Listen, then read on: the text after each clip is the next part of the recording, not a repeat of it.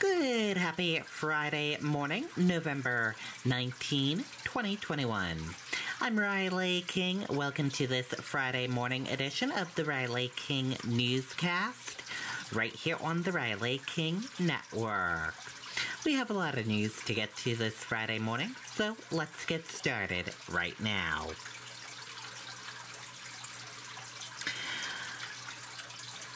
First step, New Hampshire schools try to keep COVID-19 cases in check. Let's take a listen to that video from WMUR News 9.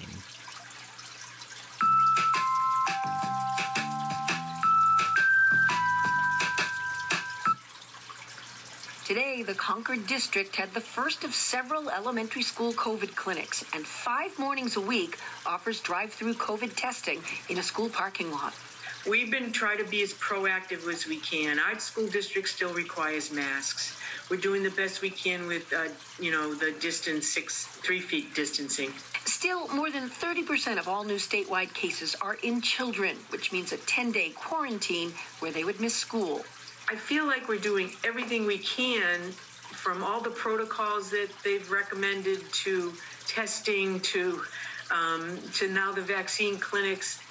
I'm not sure what else we have to do in trying to keep our kids in school. Masks and pool testing are happening at schools in the Conway area. As these numbers ramp up, it puts a strain on with the staffing as well. So, yeah, we've had to take some steps, kind of getting back to serving lunches in the classrooms, and some of the before and after school programmings have been impacted. 2 outbreaks and a cluster in Bedford schools. Otherwise, masks optional, though highly recommended now. It's very difficult for just one small setting to mitigate in a certain way, and then everywhere else, it's not happening. Still, the governor says no to any statewide mandates. The state of emergency and the mandates were put in place when there were really no other tools for folks to protect themselves. We have those tools now. It's the vaccine. Now, state epidemiologist Dr. Benjamin Chan recommends wearing masks indoors and asks parents and educators to really promote the vaccine for staff and students. Reporting live, Jennifer Crompton, WMUR News 9.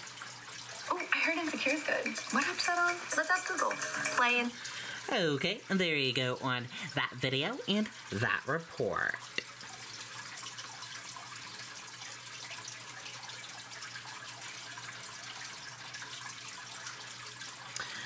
Moore's leads list of potential GOP Senate candidates to enter the race. Let's take a listen to that video from WMUR News 9. Swing into savings with Liberty Mutual. State Senate President Chuck Morse is the name at the top of a lot of GOP lists of possible U.S. Senate candidates at the moment. The Salem Republican is a 2-decade powerhouse lawmaker in Concord, a key figure in everything from tax cuts to Medicaid expansion. He's been an outspoken conservative advocate for business and is himself the owner of a garden center in Atkinson, someone equally comfortable in suit and tie or operating a skid steer loader.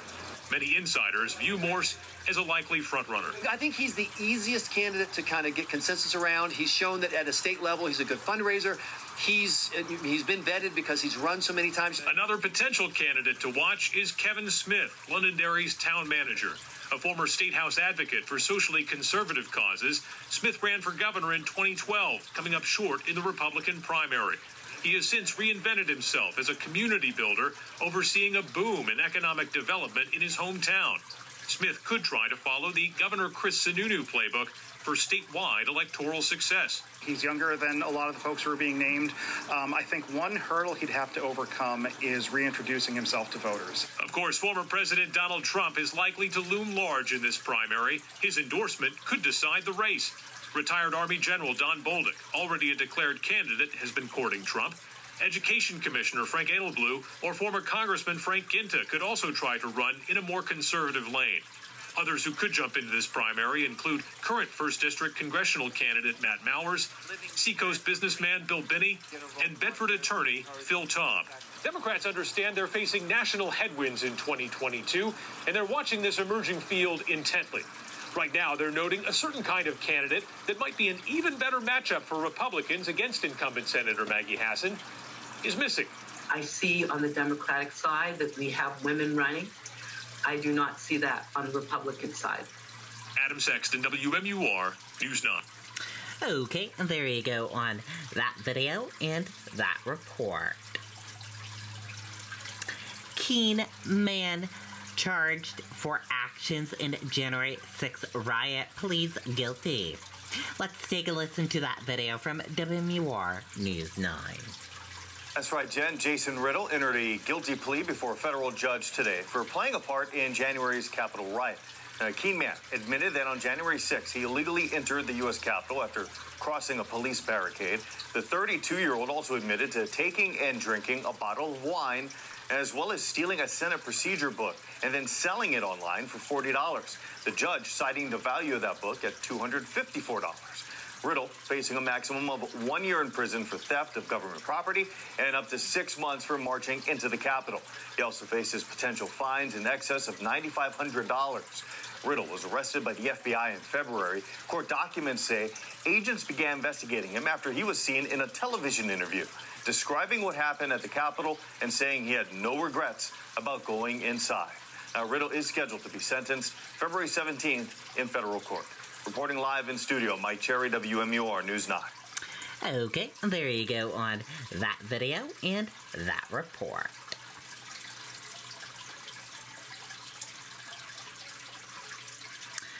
Liberty Utilities raising fixed rates for natural gas. Let's take a listen to that video from WMUR News 9.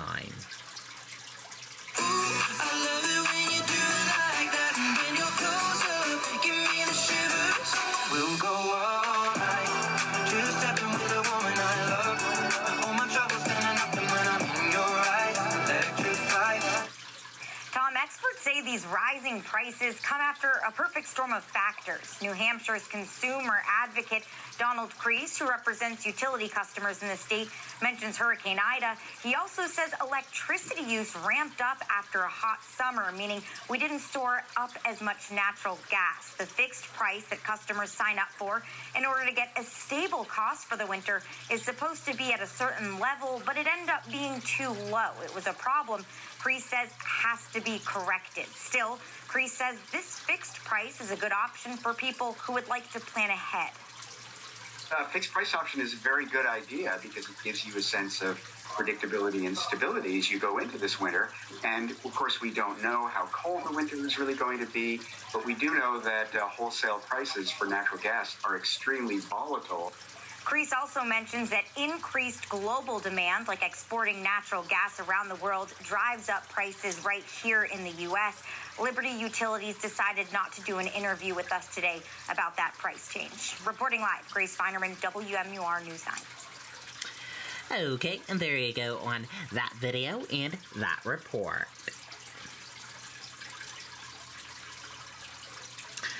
Cold weather holidays could drive up COVID-19 cases. Let's take a listen to that video from WMUR News 9.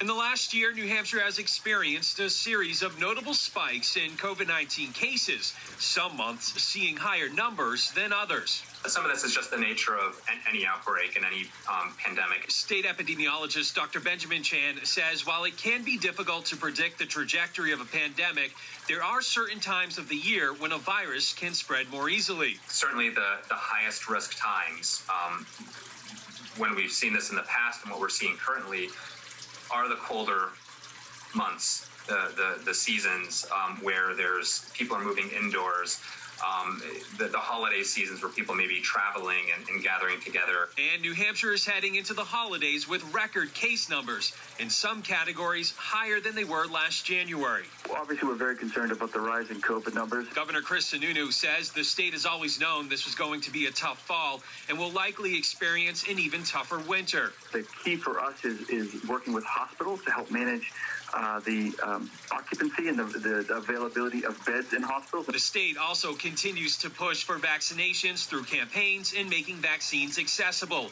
But the statistics show there hasn't been a drastic increase in adult vaccination in months. It's sad, but there's a lot of folks that don't really appreciate the severity of it until they see a loved one or a neighbor that's in a hospital or a tough situation, and then it starts to hit home for them. So sometimes it's those real-world examples that end up driving folks to understand, yeah, I really got to get this vaccine. And as far as flex hospitals, well, the governor says we're not there just yet. He says the focus is on incorporating surge capacities within hospitals by addressing things like staff shortages. Reporting live tonight, I'm Tim Callery, WMUR News 9.